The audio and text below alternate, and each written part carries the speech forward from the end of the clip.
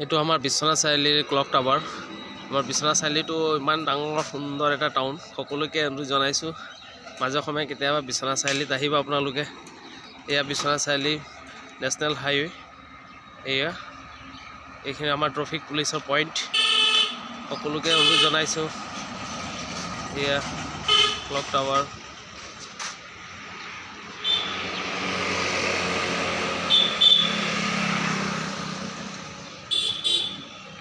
সকলো দিশৰ পৰাই চাৰিওফালে গাড়ী টমটমেৰে ভৰি পৰে। আজি বজাৰৰ দিন, আমাৰ সাপ্তাহিক বজাৰ হয়।